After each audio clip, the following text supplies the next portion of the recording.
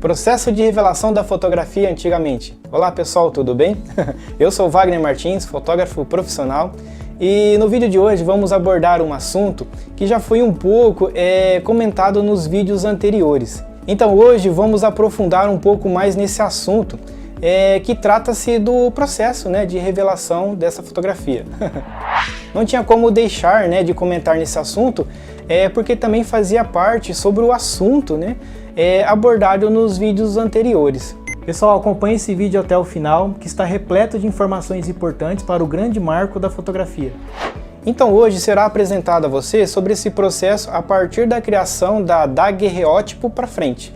Como havia comentado um pouco nos vídeos anteriores, foi observado então que houve ali várias tentativas no decorrer dos anos para fixar essa imagem no papel. Então o único que conseguiu essa tal façanha foi Giuseppe Nicifori Niepce.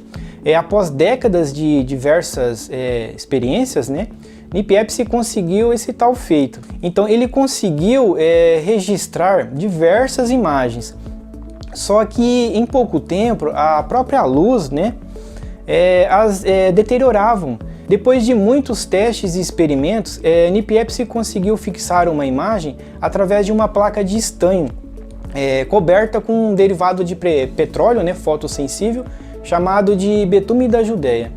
Então após ali o seu falecimento em 1833, então quem assumiu seus estudos foi Louis Jacques Mandé Daguerre. Ele buscava aperfeiçoar os estudos de Niepce para que qualquer pessoa, independentemente do seu nível intelectual, pudesse utilizar os mecanismos da fotografia com uma visão acima do seu tempo, visto que ele planejava que qualquer cidadão pudesse capturar momentos para que eles ali pudessem durar para sempre. Então o que possibilitou essa criação foi quando Daguerre pegou uma chapa revestida com prata e sensibilizada com iodeto de prata.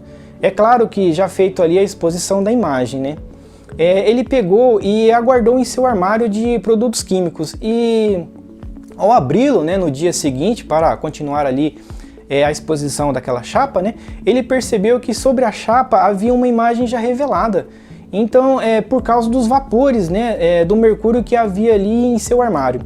Então até descobrir o que tinha feito, passaram-se 2 anos. Então em 1837, então ele chegou à conclusão que era necessário então a utilização de chapas de cobre sensibilizadas com prata e tratadas com vapores de iodo, revelando a imagem latente e expondo-a à ação do mercúrio aquecido. Para possibilitar que a imagem não se alterasse, apenas era necessário submergir a placa em uma solução aquecida de sal de cozinha.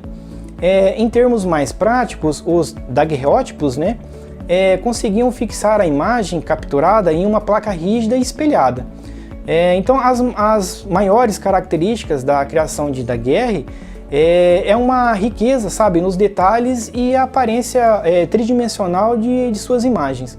Então se a fotografia de Niepce demorou cerca de 8 horas para ficar pronta, então além de depender totalmente da iluminação solar, a evolução tida como invento idealizado e constituído por Daguerre, então permitia que cada fotografia ficasse pronta entre 25 a 30 minutos, mas ainda dependia da iluminação do sol.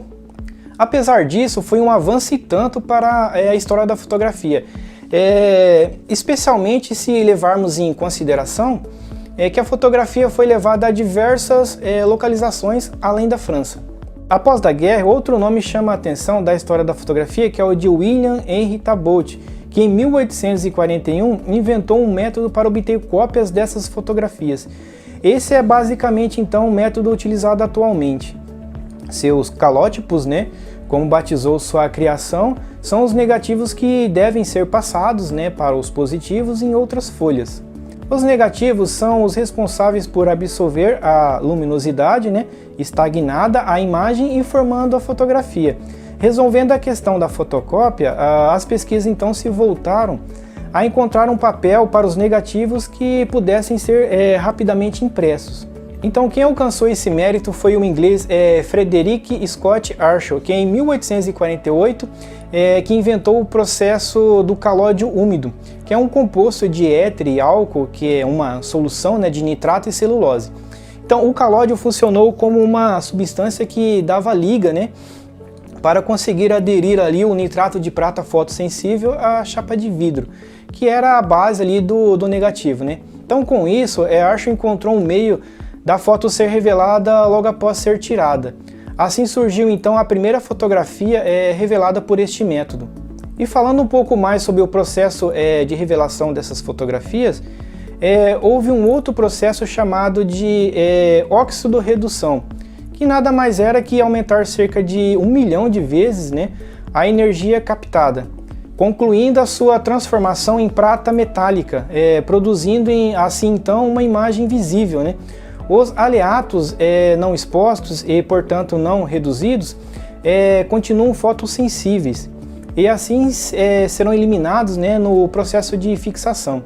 Então todo o processo químico ou reação química, né, é influenciado por alguns fatores, concentração, né, ou diluição do agente, temperatura, agitação e tempo. Agora sobre a função do chamado revelador, que é concluir, né, as transformações dos aleatos de prata contidos no papel em prata metálica, né, através do processo de oxirredução. Então, nesse processo, o agente revelador se oxida, doando, né, seus elétrons aos aleatos de prata, o que transforma em prata metálica negra. Então, os reveladores são soluções alcalinas e as fórmulas mais utilizadas são a base de mentol e hidroquinona. Outro processo utilizado, chamado de interruptor, que é neutralizar a ação da solução reveladora presente na emulsão, além de tornar o meio gelatinoso ácido, preparando-o, né, para o fixador, que também é ácido. Pelo fato das soluções reveladoras serem basicamente alcalinas, utilizam-se soluções ácidas para interromper sua ação. A maioria das soluções interruptor são à base de ácido acético glacial, ou mesmo contido no vinagre, podendo também ser utilizado no ácido cítrico. Agora sobre o processo de fixação, que é retirar da emulsão os cristais de prata, que seria os aleatos não sensibilizados pela exposição, e portanto não transformados em prata metálica na revelação. A base das soluções fixadoras é o tiosulfato de sódio, pois este elemento reage aos cristais de prata formando complexos solúveis em água, provocando desta forma a diluição dos aleatos de prata não expostos e a preservação da imagem. Por ser responsáveis pela preservação da imagem, deve-se estar atento a este processo, pois a permanência desses resíduos provenientes desta ação ao longo do tempo acabará decompondo-se e atacando e manchando a imagem de prata metálica.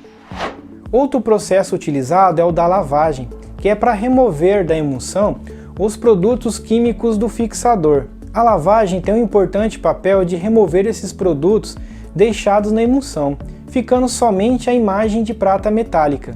Pois se o tiosulfato de sódio do fixador e o tiosulfato de sódio de prata resultante da fixação permanecerem na emulsão, atacarão a imagem produzindo descoloramento e manchas. A retirada dos produtos na lavagem acontece por difusão, ou seja, os sais migram, né, do meio mais concentrado da emulsão para o meio menos concentrado da água. Isso se baseia no fato que duas soluções tendem a se equilibrar, por isso a água tem que ser trocada constantemente. E para diminuir um pouco o tempo, né, do processo de lavagem e aumentar a sua eficiência, é utilizada uma solução à base de sulfito de sódio. E assim, por último, o processo de secagem. A secagem é natural, considerada sempre o ideal. A temperatura que não ultrapasse os 40 graus. Eita, processinho complicado, hein? Mas eu acho que deu para entender, né, pessoal? Então é isso, pessoal. O assunto de hoje foi repleto de processos um pouco complicados, né, de se entender, Mas deu para observar bem que o processo de revelação da fotografia não foi assim tão simples, né? E fácil de se fazer. Foi observado também que houve ali vários processos, né? Para chegar aos processos que usamos até hoje. E outro grande fator importante também, que foi comentado, foi a reprodução, ou seja, a cópia, né, dessas imagens. Então é isso, pessoal. Até o próximo vídeo. Até mais!